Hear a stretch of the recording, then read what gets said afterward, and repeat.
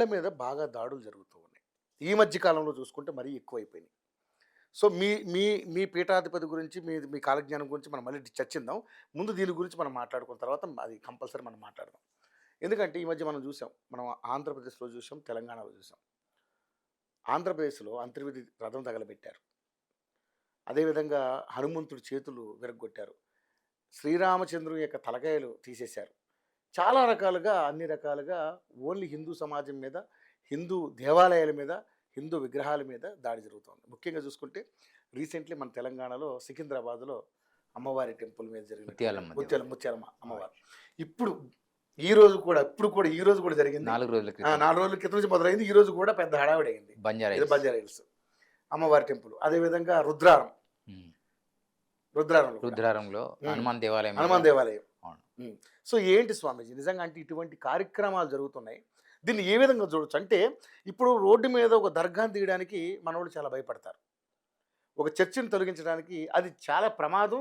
దానివల్ల దారిలో చాలా ట్రాఫిక్ జామ్ అవుతుందన్నా కూడా దాని జోలికి వెళ్ళరు. అదే ఒక దేవాలయం ఉంటే మాత్రం ఇమీడియట్గా కూల్చేయడానికి ప్రభుత్వాలు ఏవి కూడా వెనకాడు. కారణం ఏంటి? ఎక్కడ ఎక్కడ లోటుపాట్లు జరుగుతున్నాయంటారు? శ్రీ గురుభ్యో నమః. విరాట్ పద విఖ్యాతం సిద్ధానంద ప్రదాయకం కాళజ్ఞాన ప్రవక్తారం వీరబ్రహ్మం గురుం భజే. సభాకల్పతరం వందే వేద శాఖోపజీవితం శాస్త్రపుష్ప సమాయుక్తం విద్వద్భ్రాణ భ్రమరశోభితం. గురుర్బ్రహ్మం గురుర్విష్ణుం గురుర్దేవో మహేశ్వర గురు సాక్షాత్ పరబ్రహ్మం తస్మై శ్రీ గురవే నమః. అకాండ మండలాకారం వ్యాప్తం ఏన చరాచరం తత్వదం దర్శనం యోగై తస్మై శ్రీ గురవే నమః.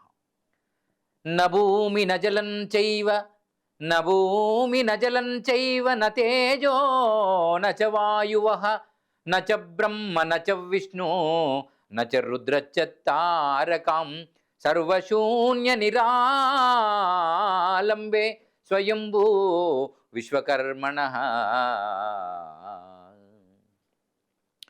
జగద్గురు మధ్విరాట్ వీరబ్రహ్మేంద్ర స్వామి వారి యొక్క కాళజ్ఞానం ప్రకారం ఈ కలియుగం 5125 సంవత్సరాల తర్వాత 120 సంవత్సరాల తర్వాత వారి కాలజ్ఞాన సూచన ఆధారంగా ఈ యొక్క కలియుగం మొదటి పాదం నుండి మొదలవుతుందని వారు చెప్పడం జరిగింది. కలియుగం యొక్క వయస్సు 4,32,000 సంవత్సరాలు. అందులో మనం 5,125 సంవత్సరాలలో ఉన్నాం.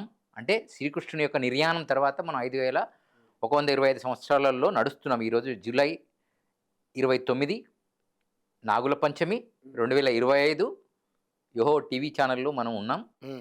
ఇది యథార్థం కూడా. అయితే మీరు అన్నటువంటి ఇతర మతాల దగ్గరికి వెళ్తే కొట్లాటలు అవుతాయి, పంచాదులు అవుతాయి అని చెప్పుకోవడం ఒక ఎత్తు అయితే, దానికి కారణం ఏమిటంటే ఆ మతానికి ఉన్నటువంటి యూనిటీ. ఆ మతం మీదికి వెళితే వాడెక్కడ మనకు ఓట్లు వేయడు అన్న భయము ఈ యొక్క రాజకీయ నాయకులకు ఉన్నది. వాడిని ఒక్కడిని తంతే 100 మంది టోపీలు పెట్టుకొనో శిలువలు పట్టుకొని వస్తారన్నటువంటి భయం ఈ నాయకులకు ఉన్నది. హిందువులకు కూడా ఉన్నది. ఎందుకు అంటే హిందువులు 33 కోట్ల దేవతారాధన చేస్తారు. అందులో మూలమైనటువంటి ముఖ్యమైనటువంటి ఒక 10 అవతారాలను మొక్కేటువంటి పరిస్థితుల్లో వీరున్నారు. వీళ్ళకొక దేశము దిక్కులేదు, ఒక దేవుడు దిక్కులేడు, ఒక ధర్మం ఏమిటో వీళ్ళకి అర్థం కాదు. ఇది అత పురాతనము అతి సనాతనం అని చెప్పుకొని భజన చేసుకోవడము, బోనాలు చేసుకోవడము, ఏటలు కోసుకొని తినడము, మందు తాగడము, పీర్ల పండుగ చేసుకోవడము, నిజామాబాద్ పెద్దగుట్టకి వెళ్ళడం వీడే. చివరికి దేవతలు దిక్కు లేకుండా చివరి క్షణాలలో కలియుగంలో సాయిబాబాను మొక్కేటువంటి కొండ గొర్రె కూడా వీడే అనే స్థితిలోకి వెళ్ళిపోయి ఆ మతం గొప్పది, ఆ మతంలో యూనిటీ ఉంది అని వీళ్ళు చూపించుకొని వీళ్ళు బూచీలోకి వెళ్ళిపోయి ఎవరి దుకాణాలు వాడు పెట్టుకున్నారు. అది కూడా కుల దుకాణాలు. సాక్షాత్ వీరబ్రహ్మేంద్ర స్వామి 350 సంవత్సరాల క్రితం 400 సంవత్సరాల క్రితం ఇలా ప్రజలకు ఒక అవగాహన చేశారు. ఎందుకంటే శ్రీకృష్ణుల వారు ఉన్నప్పుడు మతాలు లేవు, ద్వాపర యుగంలో మతాలు లేవు, కులాలు మాత్రమే ఉండేవి. ఆ కులం కూడా పనితో ఉన్నటువంటి కులాలు, ఇప్పుడున్నటువంటి కులాలు. త్రేతాయుగంలో కూడా కులాలు ఉన్నాయి. చాకలి యొక్క చాటిపుకే రాముడు సీతను అడవి పంపించాడని మనం విన్నాం. ద్వాపర యుగంలో కూడా అనేకమైన కులస్తుల గురించి మనం మాట్లాడడం విన్నాం. మతం అనేటువంటిది మానవ కల్పితం అని వీరబ్రహ్మేంద్ర స్వామి స్వయంగా శ్లోకయుక్తంగా చెప్పారు. ఎందుకంటే నేను స్వయంగా ఏం చెప్పాల్సిన అవసరం లేదు. వారు ఏమన్నారంటే, మతము మత్తు గూర్చు మార్గము కారాదు,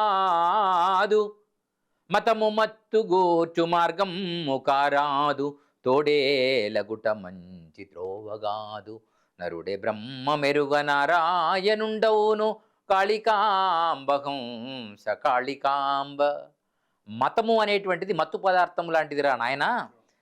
ఈ సామాన్యులుగా ఉండి ఈ సనాతన ధర్మంలో పుట్టి మీరు ఎవడో గొర్రెనో కొండ గొర్రెనో చెప్పి మీలను మతం మారిస్తే అది మీ కర్మ సిద్ధాంతం, అది మార్గము కాదు అని వీరబ్రహ్మేంద్ర స్వామి వారు ఆనాటి కాలంలో చెప్పడం జరిగింది. ఆయనే ఏ మతవాది కాదు, ఆయన కులవాది కూడా కాదు, ఆయన ధర్మవాది. ఆయన ఏం చెప్పాడంటే స్వధర్మం నిధనం శ్రేయ పరధర్మో భయావహ అని శ్రీకృష్ణుల వారు ఏమైతే చెప్పారో అప్పుడు మతం లేదు కూడా ఆయన ధర్మం అన్నాడు.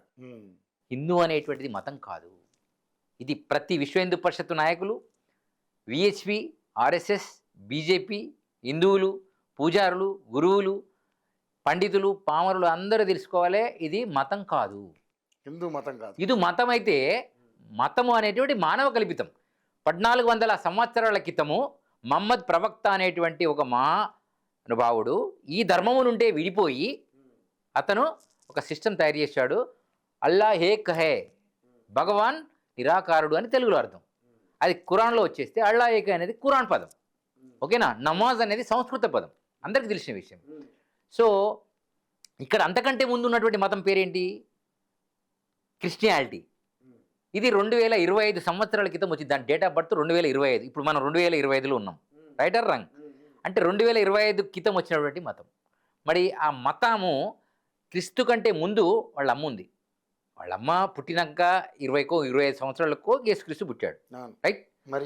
మరియా అనుకుందాం, మేరీ మాత. సో వారికంటే ముందు అయితే ప్రపంచం ఉంది కదా, వారికంటే ముందు రాజులు దేశాలు కూడా ఉన్నాయిగా. అంటే దీన్ని బట్టి మనకు అర్థం ఏంటంటే ఫస్ట్ మనకు డేట్ ఆఫ్ బర్త్లు కావాలి. ఇప్పుడు డేట్ ఆఫ్ బర్త్ లేని జాతులన్నీ ఎగిరెగిరి పడుతున్నాయి. అది ఎప్పుడైనా ఫెయిల్ అవుతాయి, మీకు కూడా తెలిసిన విషయం. మీరు ఎంత దూరం పోయినా డేట్ ఆఫ్ బర్త్ సరిగా తెలియదు అనుకో, మీకు అర్థం కాదు చరిత్ర. సో 2025 క్రితము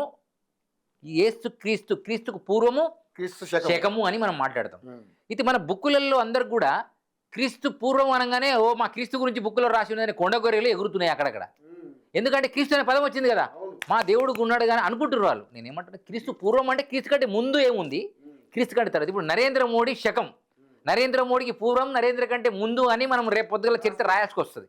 శివాజీ కంటే ముందు, శివాజీ తర్వాత, వీరబ్రహ్మేంద్ర స్వామి కంటే ముందు, వీరబ్రహ్మేంద్ర కంటే పూర్వము, వీరబ్రహ్మేంద్ర స్వామి తర్వాత.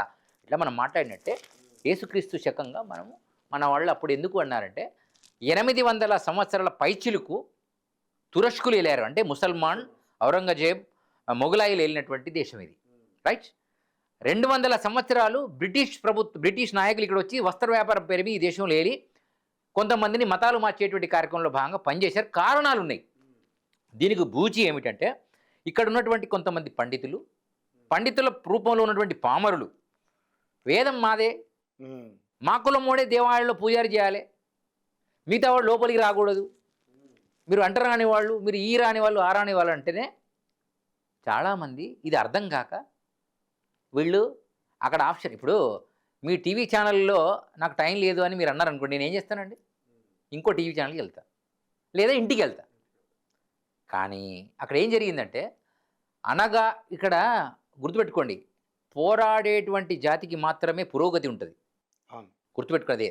ఇప్పుడు అమ్మవారి దగ్గరనో అయ్యవారి దగ్గరనో నరసింహస్వామి దగ్గర, అంటే నరసింహస్వామిని రాక్షసుని చేశారు హిందువులు, అమ్మవారిని కూడా రాక్షసుని చేశారు, చూసుకోండి మీరు బాగా.